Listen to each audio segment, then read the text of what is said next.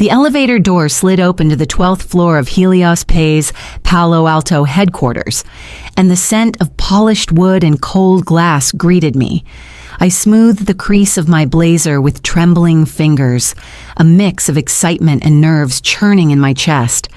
Today was supposed to be the day my work, the payment engine I had poured 18 months of my life into, was presented to the board and the new investors.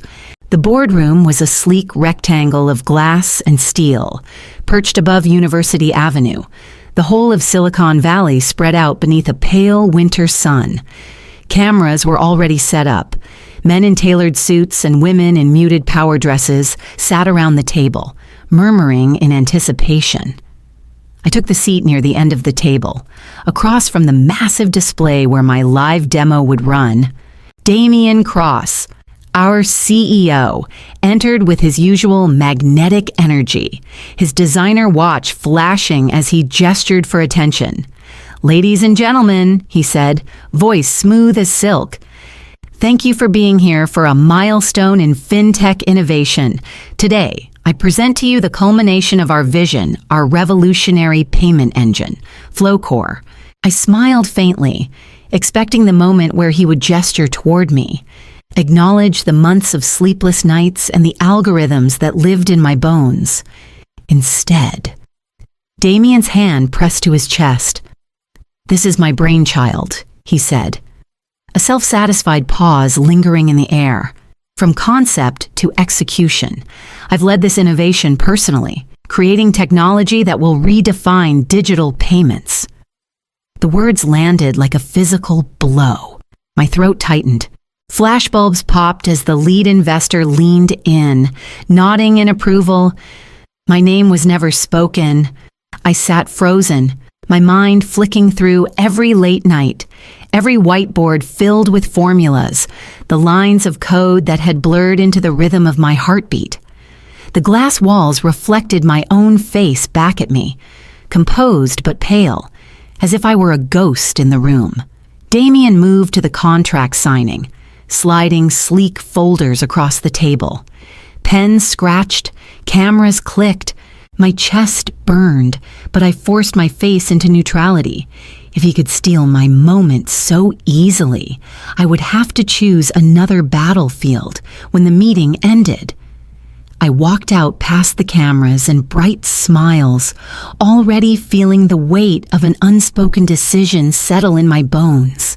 I would not let this be the end, only the beginning of something I hadn't yet named.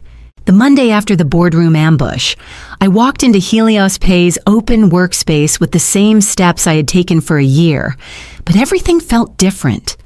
The 12th floor buzzed under the hum of fluorescent lights and low conversation. Rows of sleek white desks stretched beneath exposed ducts and hanging neon signs that spelled out "Disrupt Everything." Screens glowed with dashboards, charts, and code on the wall. A giant LED display pulsed with the words, "Flowcore, the future of payments." For a moment, I thought of the garage in Colorado where my journey had begun. My father's workbench smelled of motor oil and old wood, with half-dismantled radios scattered beside coffee cans full of screws. He used to hand me broken circuit boards and smile when I figured out how to make them spark again. That was where I fell in love with the idea of making things work, of building something that could outlive me. Moving to California had felt like stepping into the center of that dream. I'd wanted to create something world-changing, but dreams have hairline fractures long before they break.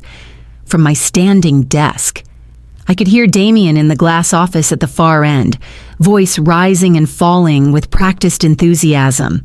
He was on a video call with investors, gesturing at slides I'd built. "Our architecture scales globally," he said. "It's my design for handling 10,000 transactions per second." The word "my" hung in the air, sharp and cutting.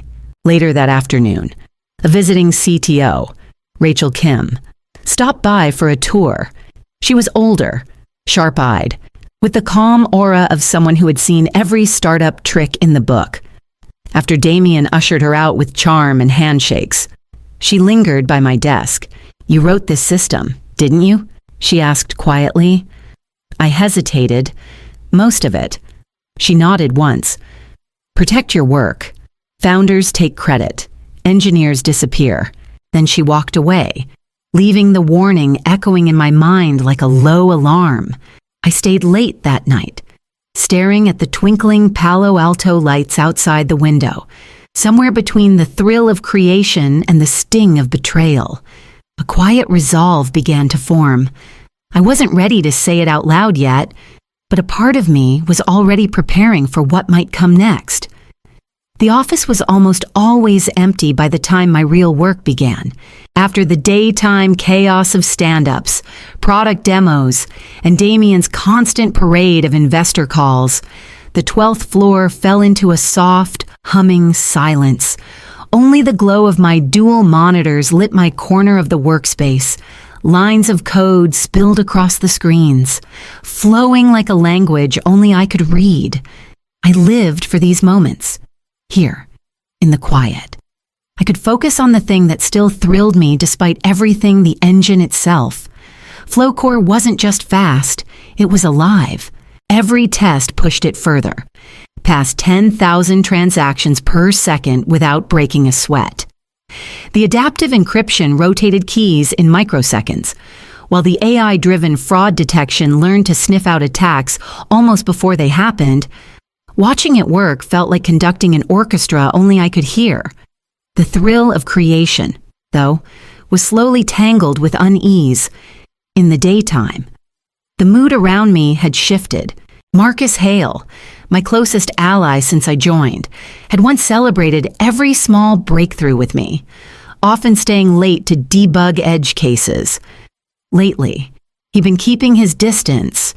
In meetings, I'd notice him nodding along as Damien spoke about our vision and my architecture, when Damien misrepresented the core algorithms to impress the board. Marcus said nothing. I started catching the smaller signs. Two junior engineers I had mentored avoided my eyes in the cafeteria. Conversations went quiet when I walked by. The open floor plan that once felt like a shared lab now felt like a glass cage. Still, I kept working, building, perfecting. Some nights I'd lean back in my chair, staring out the window at the scattered lights of Palo Alto, and remind myself why I was here. I wasn't chasing their approval anymore. I was building something extraordinary, something no boardroom politics could erase from existence. The first tremor of dread only hit me when Marcus skipped our usual code review without a word and instead left the office with Damien, both smiling like they shared a secret. That night, as I returned to my code, a cold certainty settled in. I was running out of allies, and the walls were quietly closing in. The call from my brother came on a Sunday afternoon, while I was driving back from a grocery run. The weight of the past week pressing on me, Colin had always been the calm voice in my life, a patent attorney in Oakland who'd seen the underbelly of tech enough times to know when trouble was brewing. I told him everything: Damien's public theft, Marcus's sudden distance, the hollowing silence in the office. Then you need to protect yourself, he said without hesitation. If those algorithms are based on your pre-existing knowledge and done on personal time with your own resources, you can file provisional patents. They establish priority if they try to steal it. You have proof it's yours. The thought stunned me. I'd been so buried in building that I hadn't considered shielding what I'd built. That night, I cleared the boxes and old tools from my garage, the same one where I'd learned to solder circuits with Dad years ago. A single lamp cast a warm pool of light over the workbench, familiar and grounding. I set up my personal laptop, a separate drive, and began translating months of brilliance into precise legal language. It felt like unlocking another part of my brain, turning code into claims, innovation into armor. By the end of the week, 3 provisional patents were filed under my name. Each filing was a secret shield, a quiet declaration that I existed beyond Helios Pay's walls. No one at the office knew. Damien could walk past me every day thinking I was defenseless, and that illusion was my advantage. For the first time in weeks, I felt a sense of control return, sitting in that dim garage. The sound of the heater clicking on in the corner. I realized I had built more than an algorithm. I had built leverage. I shut my laptop, hands trembling not with fear but with a strange, private triumph. Monday morning, I would step into that glass tower with an invisible layer of armor no one could see. The announcement came on a gray Tuesday morning, delivered with Damien's usual brand of false warmth. "Everyone, meet Trevor Lang, our new VP of Engineering," he said, gesturing to a tall man in a fitted blazer whose smile didn't reach his eyes. "Trevor's here to help us scale and bring some strategic leadership to the team." I knew immediately what strategic meant. Trevor was Damien's old college friend, the kind of executive parachuted in to do dirty work without leaving fingerprints. Within a week, he had scheduled mandatory code review meetings that felt more like interrogations than collaboration. I would walk in with printouts and benchmarks, and he would lean back in his chair, arms crossed, asking questions that weren't about understanding, only undermining. "Do you think this architecture is maintainable by anyone but you?" he asked once, his tone sharp enough to cut. Marcus sat beside him, silent. I waited for him to back me up like he used to, but his eyes stayed fixed on the table. The cracks widened fast. Slack threads that used to celebrate breakthroughs now read like ledgers of blame. I stumbled across a private channel one evening, left open on a shared machine, where Trevor and Marcus discussed extracting core logic and ensuring company ownership. Meeting notes circulated where my name was replaced by engineering team or worse, company innovation. My contributions were being erased in real time. That night, alone in the office, I stared out over the lights of Palo Alto, feeling the knife of betrayal twist deeper. Marcus had been the first person to welcome me, the one who'd brought me late-night coffee during marathon debugging sessions. Now, his messages were on the screen in front of me, agreeing to help Damien transition critical knowledge. I closed my laptop slowly, the weight of understanding settling in. The betrayal wasn't a rumor or a suspicion anymore. It had a timestamp and a paper trail. They weren't just trying to steal my work, they were planning to remove me entirely. The storm I had been sensing for months was finally gathering, and I could feel its first cold drops sliding down my spine. Friday afternoon, the office felt unnaturally quiet, like the air had thickened with something I couldn't yet name. A message pinged on my screen. "Please report to the boardroom. HR." The glass-walled boardroom sat like a stage above Palo Alto, its polished table reflecting the winter light. Damien and Trevor were already inside, flanking Sandra from HR. Damien smiled the way a snake might before striking. "Ilara," he began, voice honeyed with false sympathy. "You're brilliant truly, but you're not a team player. We need someone who can align with the company's direction." I said nothing, my hands folded in my lap. Sandra slid a folder across the table. "This is a generous severance package. 3 months' pay. Health coverage through the end of the year." Her eyes flicked to mine, then away. "In exchange, you'll sign a full IP surrender and a non-compete." I opened the folder. Word swam assignment of all inventions. Non-compete. Confidentiality. It wasn't just a termination, it was an erasure. Everything I had built would belong to Damien. My future in fintech would be chained. A faint memory flickered my father's garage, the warm hum of a soldering iron, him telling me that what I built with my own hands could never be taken from me if I stood my ground. Damien leaned forward, the smug edge breaking through. "If you sign today, we can make this painless." otherwise. He didn't need to finish the threat.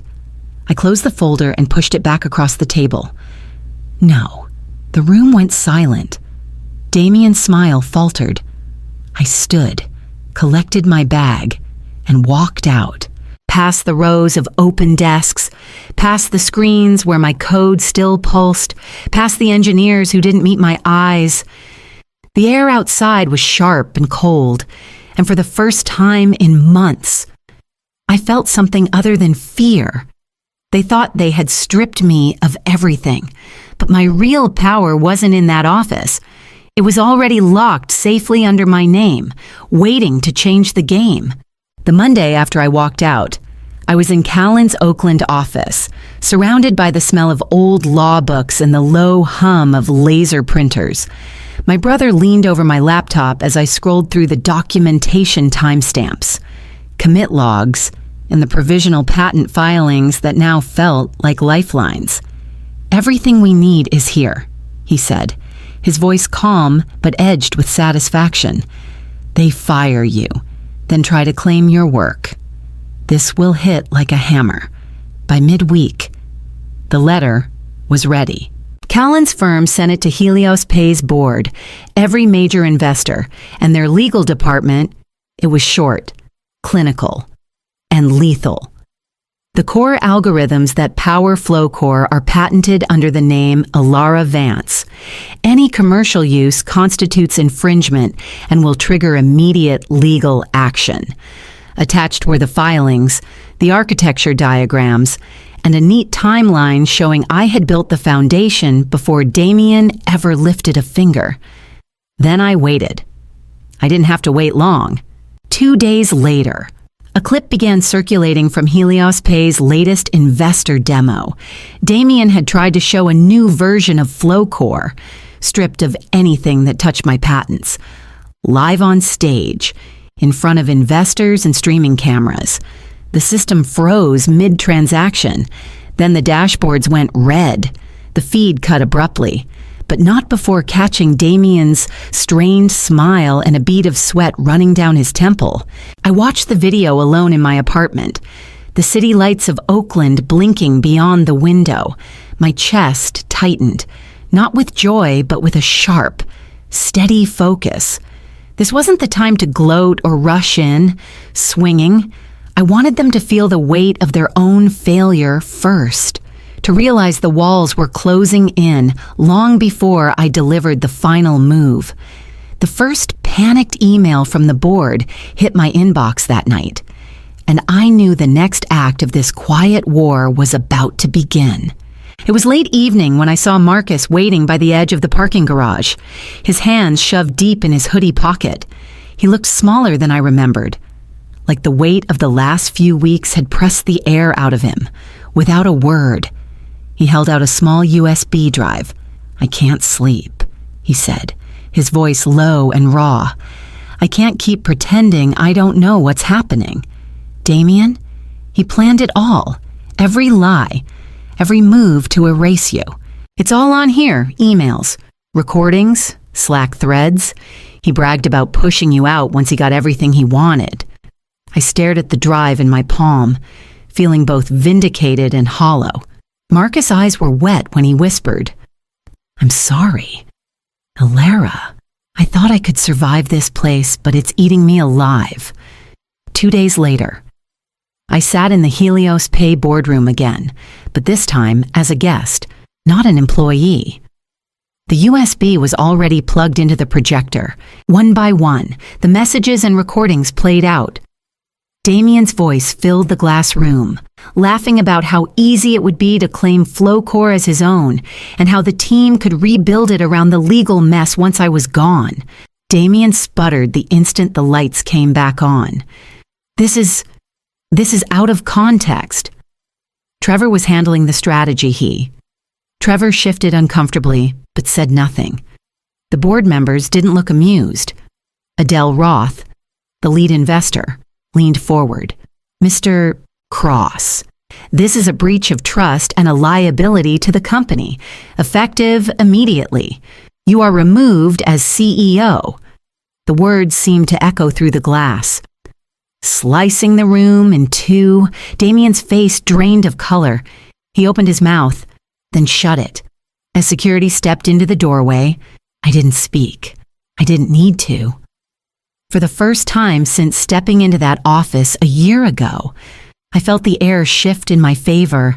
As Damien was escorted out of the building he once ruled, I realized the next move was mine, and it would decide what my work and my name would become.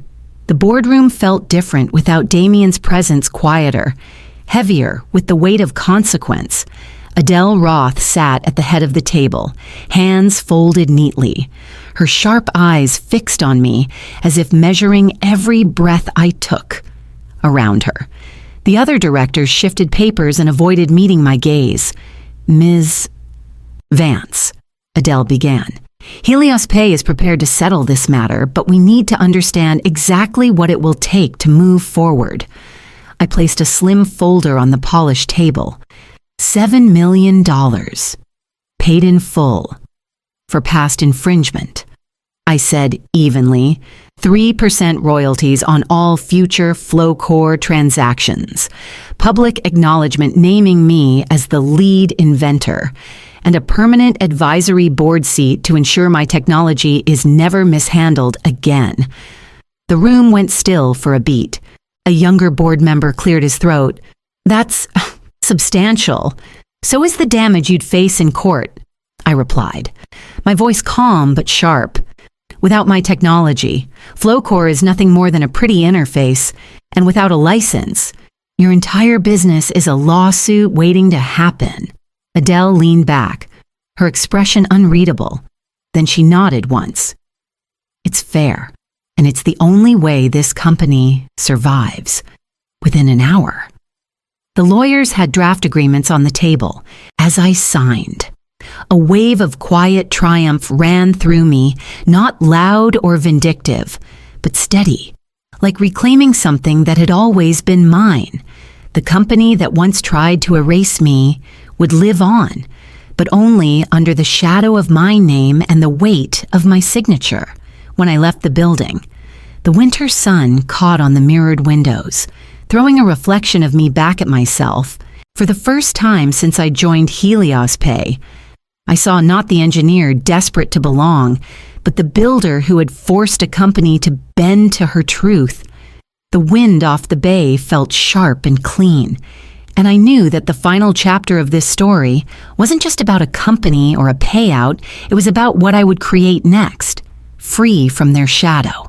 A year later, the view from my office window was nothing like the glass tower in Palo Alto, and I preferred it that way.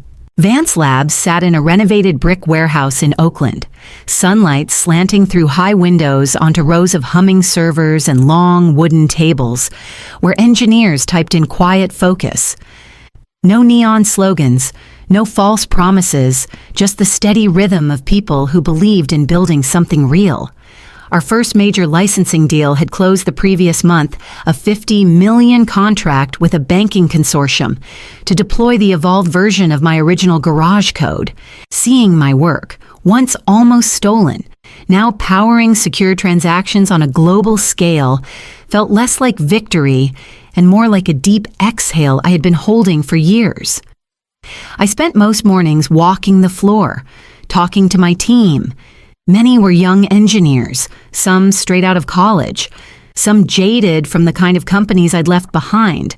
I told them what I wish someone had told me: to document their work, protect their ideas, and never underestimate the value of their own hands and minds. When they asked about Helios Pay, I didn't dwell on the betrayal. I used it as a lesson about resilience and ownership. On one wall of the office, I hung my patents in simple black frames. They weren't trophies.